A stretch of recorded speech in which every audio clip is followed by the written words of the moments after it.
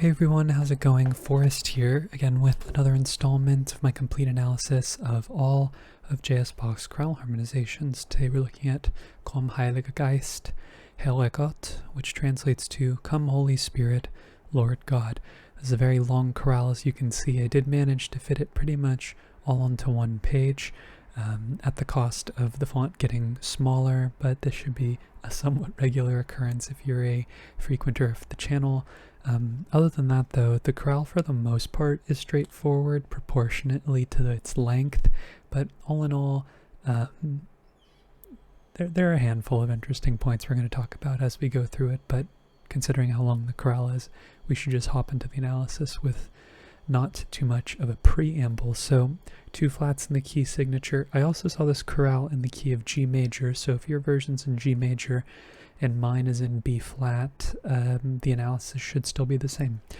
Just the keys difference of keys by a minor third. But I decided on going with B flat because at the end of the day, the table that I use for keeping me on track with the schedule of uploading every day, the key that they listed was B flat, but I did see G major. 2 flats in the key signature. We start on B flat, we end on B flat. I reckon we're in the key of B flat. However, our first cadence is a perfect authentic cadence in the key of F major. We start off with our B flat major chord. We go E flat, B flat, and G flat. Oh, so G natural, not G flat. That is our 4 chord, E flat major in root position. Passing 7th in the tenor before we get F, C, A, and C. That's our 5 chord, F major, with a passing 7th in the melody. G, B flat, and D. That is G minor in root position. That is our 6 chord, a deceptive progression. Passing tone in the melody before we get D, B flat, F, and F, which is our tonic triad in first inversion. Passing tones in the alto and the bass before we get F, A, and C. That is our 5 chord F major, which I also believe is our tonic in the key of F major.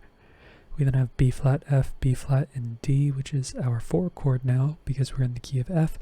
Passing 7th in the bass, G, B flat, and E. That's E diminished over G. Notice how Bach takes a diminished chord and does not double the leading tone.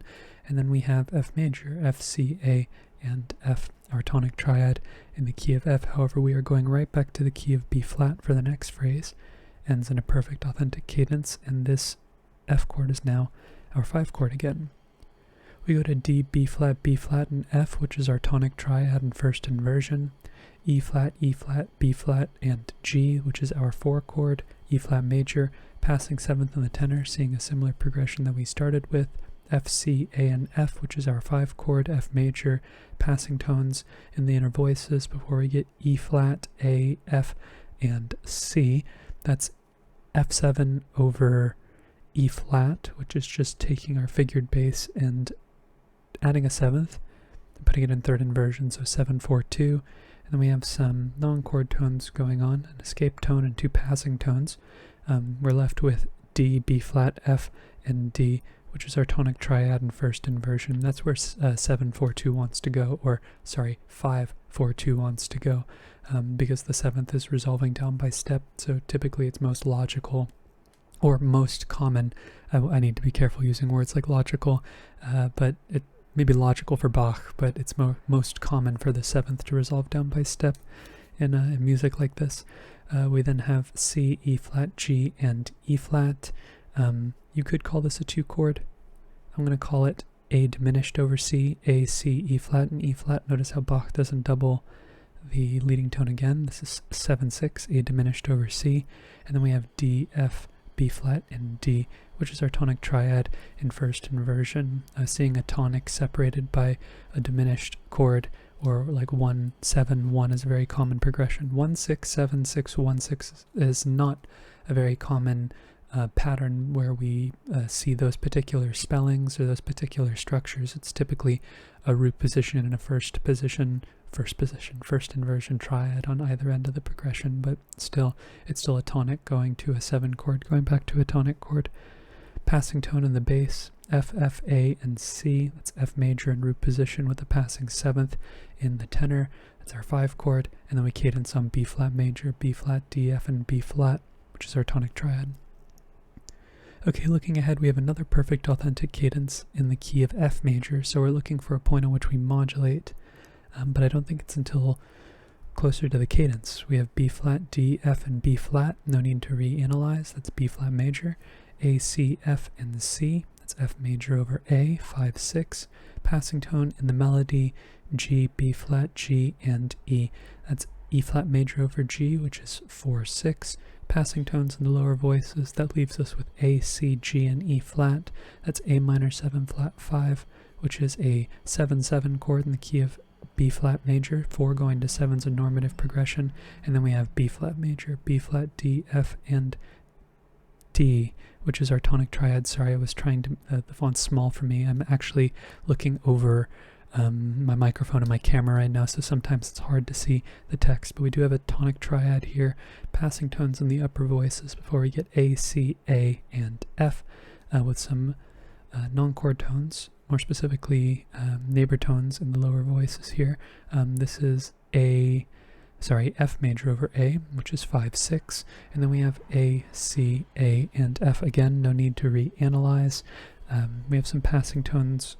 We have a passing tone in the bass and a neighbor tone in the alto before we get F, F, A, and C. That's just putting the chord in root position, and I do believe this is where we go to the key of F. It is now our tonic because we have E natural afterwards. It's usually a signal for me. It's either happening before or after, and in this case this feels like a modulation where it happens before, namely because of the fact that I don't really look at this F as it's not really being preceded by its dominant or anything. It just feels like the chord gets arrived at, and then everything afterwards is implying the key we've moved to. So passing 7th in the bass, passing tone in the alto before we get D, F, F, and B flat. That is B flat major over D, 4, 6. Then we have B flat, F, D, and A. This A is a passing 7th, but no harm in saying that this B flat chord's turning into 7, 5, 3 because the entirety of the chord is intact. And then we have C, C, E natural, and G. That is our 5 chord, C major, passing 7th in the tenor. And then we have F, A, C, and F, which is our tonic triad in root position.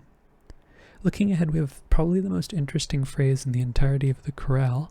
We have what I'm calling a half cadence in the key of G minor, but there's a lot of harmonic activity, especially around here. You might be thinking ahead, what's this A flat doing here if we have a move to G minor? Is there some Phrygian activity going on? Unfortunately, I don't think so, but it could be plausible. It ultimately depends on how you look at it and how you hear it, but there's definitely a lot of shenanigans going on here. We'll talk about it. We have F, A, C, and F. That's F major, but this E flat right here is implying that it's turned into a dominant in terms of its function, so I think this is now our 5 chord in the key of B flat. We then have D, B flat, F, and B flat. That's our tonic triad in B flat major. We will eventually get to G minor, but we're going through B flat major. This E flat is a neighbor tone, this G is a passing tone. We then have D, E flat, A, and C. I think this D is an accented non-chord tone. It's really C, E flat, A, and C. That is A diminished over C. Notice how Bach doesn't double the leading tone. It's pretty consistent across all the diminished chords that we get that are triadic. I guess that are triads. I guess all diminished chords are triadic regardless of whether they have a 7th or not. So diminished triads, we never double the leading tone. It's one of the things that the textbook has been right about, like as a uniform rule. Here we have B flat, F, B flat, and D, which is our 1 chord in root position, 1, 6, 7, 6, 1, a very normal progression in Bach's chorales. And I think this begins the window in which you can modulate not to the key of G minor, but to the key of C minor. We have some passing tones in the tenor and the melody, B flat, D, B flat, and F. We have B flat major, which is our tonic triad in the key of B flat, so we don't need to reanalyze it. But what is this A flat doing? Do we have a secondary dominant going on here? Is this 5 of 4? I don't think so, because of the way that the A flat is being accompanied. We have A flat, C, C, and F. That spells F minor, and I don't think there is a minor dominant happening here, but I do think we are moving to the key of C minor over this B flat chord. We have C minor, where B flat is our 7 chord, and then we have a transitive progression, A flat, C, C, and F, where we go to F minor. That is our 4-6 chord, and it has a very interesting sound because this A flat is also a passing 7th of this B flat triad, pointing us more in the direction of like E flat, but we get C minor instead. So E flat and C are enharmonically equivalent. It's almost like the deceptive progression to the next level, because if we were seeing B flat major and then we went to a C minor chord, that would be a deceptive progression in terms of E flat major, but here we are modulating to the key of C minor before we go to G minor. After our F minor chord we have on our weak beat, we have G, B natural, D, and F. That is 5-7, G7, which is our dominant of C minor, and then we go to C minor, C, G, D, and E flat. This D is a 9/8 suspension, but the C resolves eventually, and we get our tonic triad. And afterwards we get D major, and I think this is our common chord in the key of G minor. It is our 4 chord. We go to D, D, F sharp, B flat, and D. Of course, this B flat's an accented non-chord tone. We don't have a B flat diminished or B flat augmented chord here, even though it sounds that way for a brief moment. What's being implied is our 5 chord, D major. And then we go to C minor again, E flat, G, G, and C, which is 4-6. 6 going to 4-6 is pretty much the same thing as saying a 5 going to 6. We have 6 in the bass in both cases, and also we're preparing for a half cadence, and it's very common for half cadences to be preceded by a half step above the root of the 5 chord. You might be ahead of me here, but this is a Phrygian half cadence because of the half step between the root of the 5 chord and the 6th, the submediant, the natural submediant of the minor scale. And of course this D major chord, D, A, F sharp, and D, which is our 5 chord. It almost feels like this D wants to resolve down to C, which is really interesting because analytically speaking, I know we're in the key of G minor, but sound-wise there's some conflict going on. I still have C minor in my head, and I don't know if that's because I don't have like my ear isn't as like honed as it was, like, you know, back when I was in school, but I think, yeah, there's definitely some harmonic disagreement going on here, or some melodic and harmonic disagreement where the melody feels like we're in C and the harmony feels like we're in G. There's a little bit of lag and desynchronizing. I think that's the word. Desynchronizing, asynchronizing. I don't know what the right word is. But regardless, Phrygian half cadence in the key of G minor. We're looking for a point in which we go back to B flat major to prepare for our next phrase, which is relatively short. No, sorry. Oh my goodness, I skipped a line. Oh goodness, we have a whole other system. But don't worry, the first system is significantly denser than the rest of the chorale. In fact, this probably equals just about the content on the first system. So our phrase does conclude with a perfect authentic cadence in the key of F major, but we're going to be in B flat major for a while, at least for a couple of beats. So we have G, B flat, and D. Our 5 does resolve to 1 G minor with some passing tones going on in the tenor and the melody. And then we get an interesting chord. We get D, F, A, and F. Now, this would be a minor 5 chord, but I do think this A is an accented non-chord tone. It's this B natural that's actually a lot more interesting. This turns this chord from D minor into B diminished over D. So I do think this is 7/6 of 4, or yes, of 4, because we are still in the key of G minor. Now I think that we could have said that we are in the key of B flat up until this point. We could say that this is 6 in the key of B flat. This is 7/6 of 2. This is our 2 chord, or more specifically our what am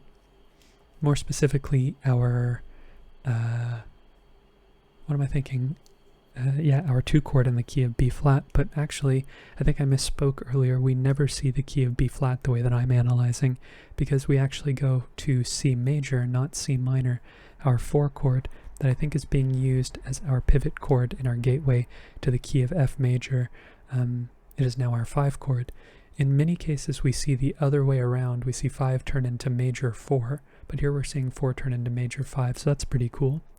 We have passing 7th in the bass, and then we get A, F, C, and F, which is our tonic triad, F major in first inversion, passing tone in the bass as well as the alto, F, F, A, and C. That's just taking the chord and putting it in root position, or is it, this E flat right here along with this G, make this E flat more specifically, this G is just a passing tone, but this E flat right here does make me feel like this F is playing more than just a tonic roll. I do think it's actually now 5 of 4, just because of this E flat. If you've watched my videos in the past, you know that that's the approach that I take, and typically on the other side we do have a 4 chord, and in this case we do. B flat, D, F, and D, our 4 chord, B flat major. Passing tones in the lower voices before we get G, B flat, G, and E natural. That is E diminished over G, which is 7-6, and then we cadence on F, F, C, A, and F, our tonic triad in root position, similar to the cadence that we had at the beginning of the chorale, actually, very similar. Okay, looking ahead, we have a perfect authentic cadence in the key of B flat, so this F chord is now our 5 in the key of B flat, and we're analyzing in B flat for the whole phrase. B flat, D, B flat, and F with a passing 7th of the alto is our tonic. E flat, G, and G. Kind of an interesting double root, double third spelling here. That's E flat major, our 4 chord, passing tone in the alto. D, F, B flat, and F, that is our tonic, B flat major in first inversion. Passing tone in the bass, F, F, A, and C, that is our 5 chord, F major. Passing tone in the melody before we get E flat, sorry, wrong clef, G, B flat, G, and E flat, our 4 chord in first inversion. We've seen 5 go to 4-6 on a number of occasions in this chorale, deceptive progression, as opposed to 5 going to 6, which is the first deceptive progression we hear. So that's interesting, the fact that we have 5-6 going to 4 as frequently as we do. Passing tones in the lower voices. We have A, C, G, and E flat again. We've seen this progression before. We've seen 4-6 or 4 turn into 7-7 over the beat. 7 half diminished, A minor 7 flat 5 in root position before we go to B flat, B flat, D, F, and D, our tonic triad. E flat, B flat, G, and D. This E flat's a non-chord tone. This G is a non-chord tone. On the offbeat, we do have a 4-7 chord, E flat major 7, and that does feel normative because we are preparing for our cadence. We're actually in the cadential area now, and we would expect a 4 chord to go to a 5 chord. Why not? It's predominant in terms of its function here. F, F, A, and C, our 5 chord, with a passing 7th in the tenor, and our perfect authentic cadence ends with B flat major, B flat, D, F, and B flat, our tonic triad. Apologies for the formatting here. Our phrase ends on the first beat of the new system. That's my biggest pet peeve when it comes to formatting, and I didn't catch it because there was just so much transposition and formatting to do to get it all on one page. So apologies for this getting lost here. Maybe it only bothers me, but as someone who takes pride in engraving, this is not a good look. But hopefully my very kind viewers, my very supportive viewers will not tear me a new one for that one. But regardless, yes, we have a perfect authentic cadence in the key of F major again. Lots of oscillation between B flat and F here. And perfect authentic cadence kind of gets lost in the analysis here. An unfortunate placement in multiple respects because my handwriting's too big here and the phrase should be at the end of this system. But regardless, it is a-okay, no problem, now that we have that in mind. So the cadence is happening here and it ends here. We have E flat, G, and B flat. I think we stay in the key of B flat for a while, and then we don't really modulate until F until we get into this area here because we see the E naturals. But here we have E flat, G, and B flat. That's our 4-chord E flat major. Passing 7th in the bass, C, E flat, G, and C. That's C minor in root position. That's our 2-chord. Passing tones in the tenor and the melody. Notice how Bach often pairs the bass and the alto together along with the tenor and the melody. It's really interesting when we see like 2 voice pairings.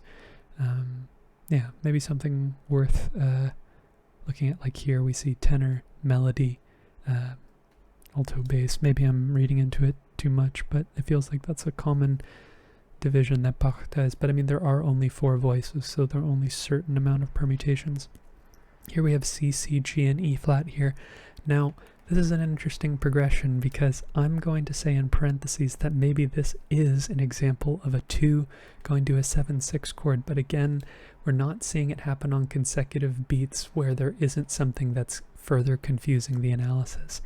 I listened to this beat like 20 times and I hear it as a 2 chord going to another 2 chord. This A really does feel like a passing tone. Maybe this is 2 going to 7. I don't know. This is the closest time I think I've consciously seen 2 go to 7 over the span of 2 beats. It's an unlikely or an uncommon progression, but because there's counterpoint going on and other voices to complicate the analysis, I feel like I'm just going to put it in parentheses because I really do hear 2 going to 2 here. But regardless, we have G, D, B flat, and D with some passing tones in the tenor and the melody like I was just talking about. This is G minor, which is 6. This could be a deceptive progression, 7 going to 6. This could be a transitive progression, 2 going to 6. 6 typically wants to go to 2. Here we have it going against the grain that we typically see in like the Baroque falling 5th sequence of dividing the scale into fifths and exhausting all of the content that way. But regardless, after our 6th chord, we have D, B flat, and F. That's our tonic triad in first inversion. We've seen 6 go to 1 before. 6 go to 1/6 earlier. Not the most common progression, but we're seeing the similar bass movement, and it does the exact same thing with the stepwise motion in the lower voices, leaving us with E flat, C, B flat, and F. Kind of like an F7 chord, but we don't get the entirety of the chord intact because the B flat's being sustained for 3 beats in the alto.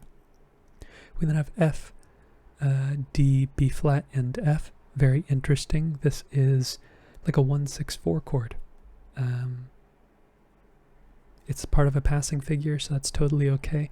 And kind of interestingly, I think this is where we're moving to F because it's been Bach's MO for this chorale, at least, to modulate before the chromaticism. So that's how I'm hearing it. We're going to call this 4/6/4 in the key of F.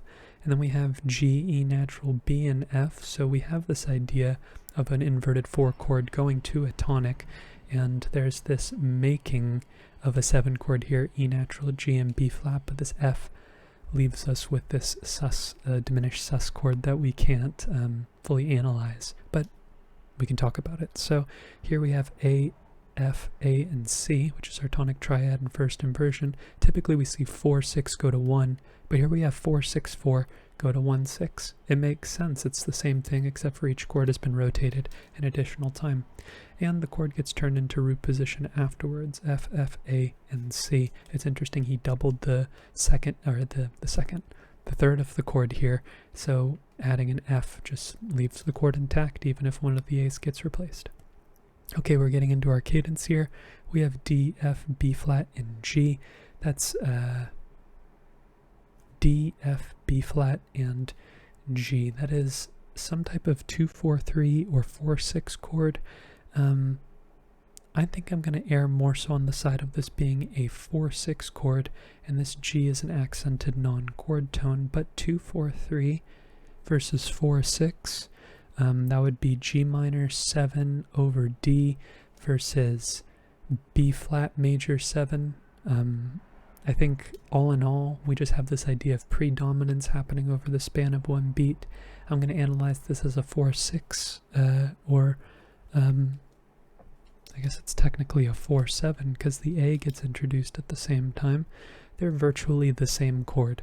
So whether you analyze one chord one way or the other way, they're achieving the same function, and there's really not much stake in terms of how it impacts the progression. because as we know, Bach gets very contrapuntal in his cadences, and sometimes we have to use context to filter out some of the additional stimuli that keep us from having a standalone chord that is easy and discernible from the rest. But I feel like 2-4-3, whenever it comes up in a cadential situation, it's always like succeeded by another chord, or it's always in a muddied context. You can go back in some of my older videos and look for 2-4-3 chords, especially when they come up in Phrygian half cadences. They always are blurred or mixed with a 4-6 chord, because they're so similar in terms of the notes that they contain, or the pitches that they contain. Afterwards we have C, C, F, and G. This is like a 5 chord, or I guess a 5-7 chord, because by the time we get the resolution we have B flat, which is our 7th. Otherwise I would just call this a 5 chord. And then our cadence, which again, I apologize for being misplaced here. If you are offended by that, I basically offended myself by doing that. It's our tonic in the key of B flat major, which, as we've learned, in many cases, when we cadence in the key of the dominant, it usually gets refactored or recontextualized as our dominant in the key of the tonic. And we're going to conclude the next phrase with a perfect authentic cadence in the key of B flat. We're in the home stretch. We're almost there. Actually, looking at the timer, we're making very good time considering how long this chorale is. We then have D, A, F, and F. That is D minor in root position. 5 going to 3, especially after a phrase ending. Very common in the chorales. It's like quasi-deceptive progression. If the rest wasn't there, if we omitted the fermatas, it would look like a deceptive progression, but based on its placement, 3 is just functioning as a substitute for 1, because they share most of their tones in common. Passing tone in the alto before we get G, B flat, D, and B flat. That is our 6 chord, 3 going to 6, that's a good sign. Cycle of falling fifths, 3 wants to go to 6, it's its most logical destination. This E flat's a non-chord tone, this G is a chord tone, we don't need to mark it. We then have A, D, F, and C. I reckon that this D is an accented non-chord tone, and we're not looking at another D minor chord over A, but rather we're looking at an F7 chord over A, which is 5-6-5. Even though the notes are there, this D feels not necessarily out of place, but not very consequential in terms of how it impacts the chord. The C feels more impactful as it happens over the E flat and continues to our tonic, B flat, D, and D. Another one of those interesting root, third spellings. Passing tones in the outer voices before we get D, B flat, D, and F. That's just taking our tonic triad and putting it in root position, or sorry, not root position, first inversion.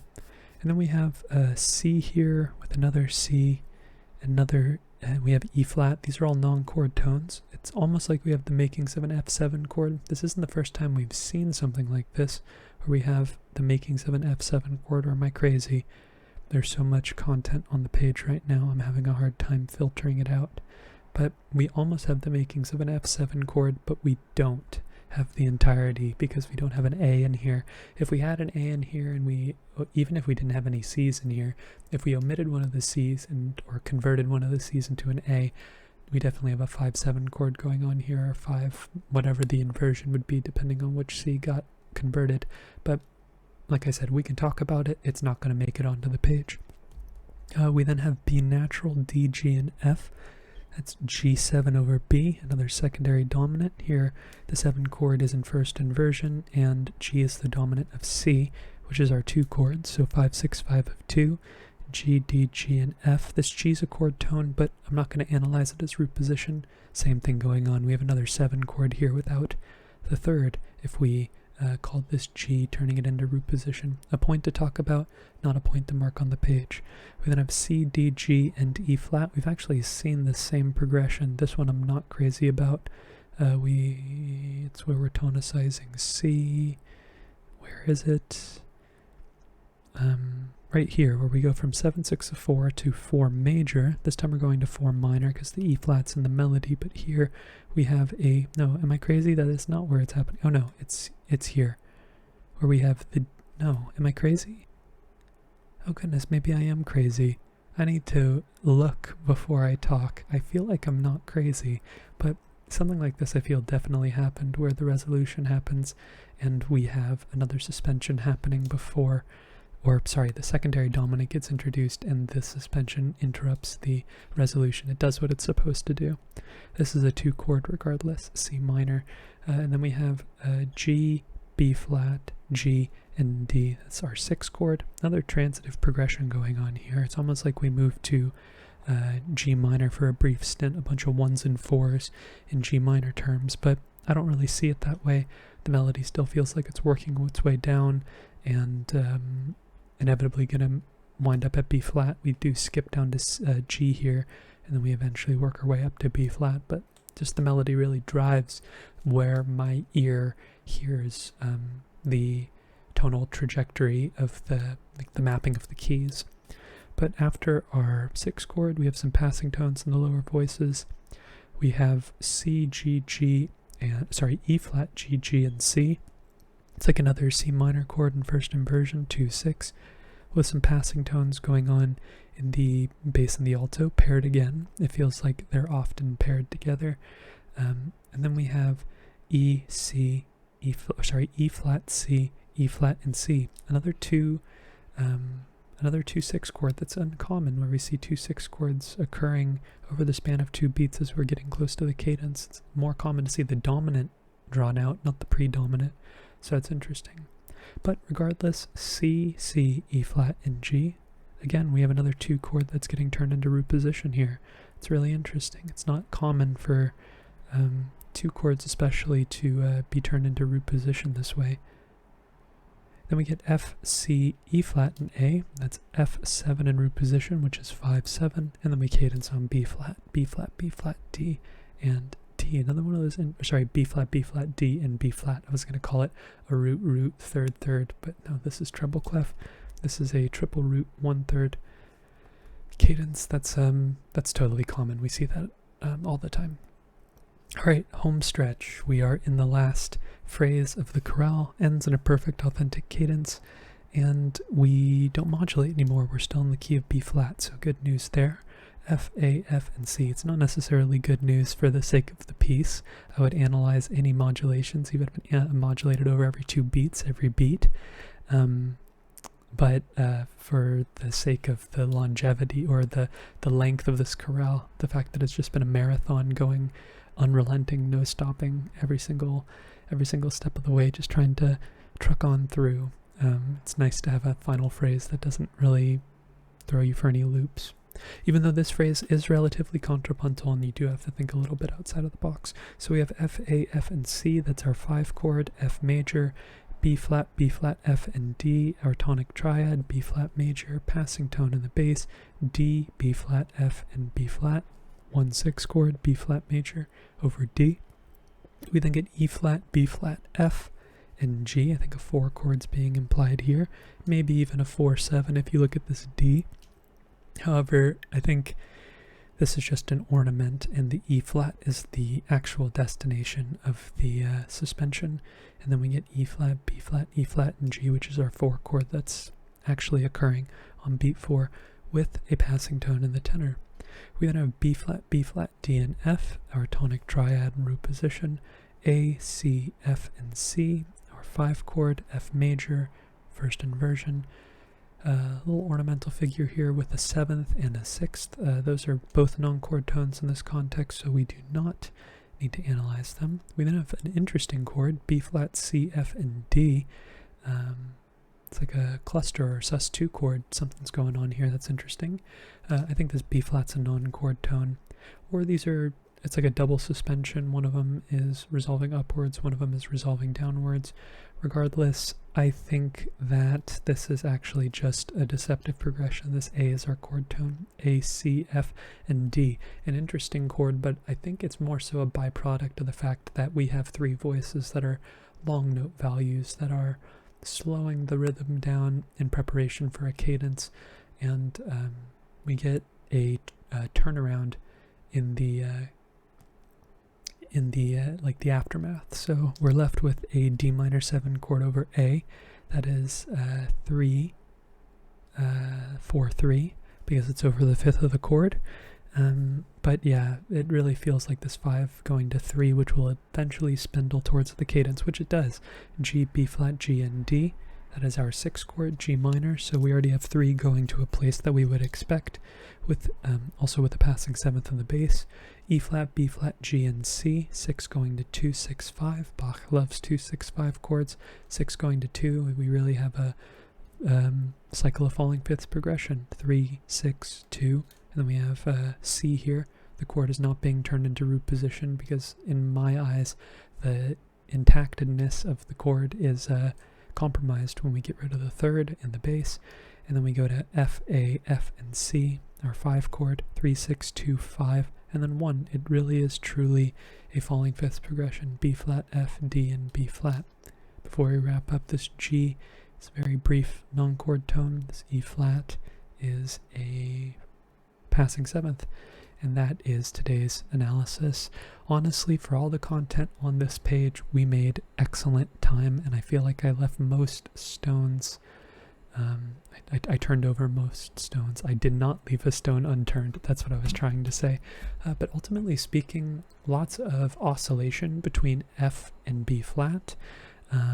Most of the times where we saw a cadence in F, it was really kind of just a substitution for a half cadence in the key of B flat, because in most cases we just saw reverse course to the key of B flat anyways. So there was this grammatical relationship between F and B flat, and they were always really paired together.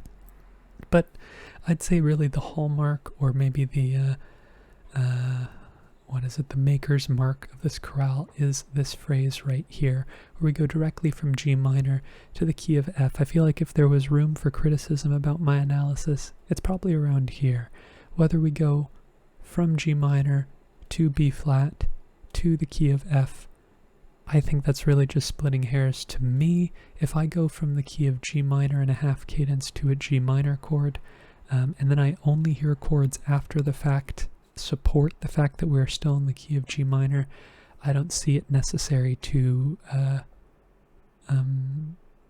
analyze a modulation just to fit the narrative that I would expect, because a lot of the times my expectations are subverted anyways, because of the fact that, did I use the word subverted correctly there? I don't know. It is late and I am tired, but regardless, I think we're just going to cap the video off there before I ramble for much longer. I've already talked at length about everything I really wanted to talk about.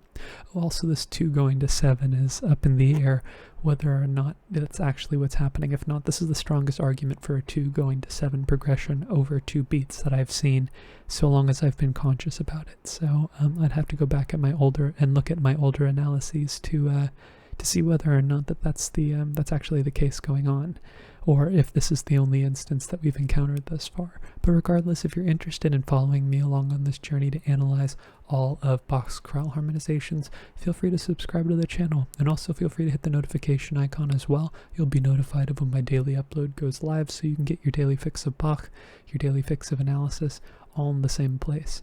But on that note, thank you so much for watching the video and supporting the channel by doing so. It really means the world to me. I am so close to 100 subscribers at the time of this recording. It is so cool that people are watching these videos and supporting me on this journey. It's awesome. So if I've already hit 100 subscribers by the time you're watching this, thank you so much for watching the video. Your view doesn't mean any less to me than it would have before I had 100 subscribers, but that's the milestone that I'm working towards now. It's really awesome to see the channel grow. But again, thank you so much for watching the video and supporting the channel. I look forward to tomorrow's analysis, and I hope you take care.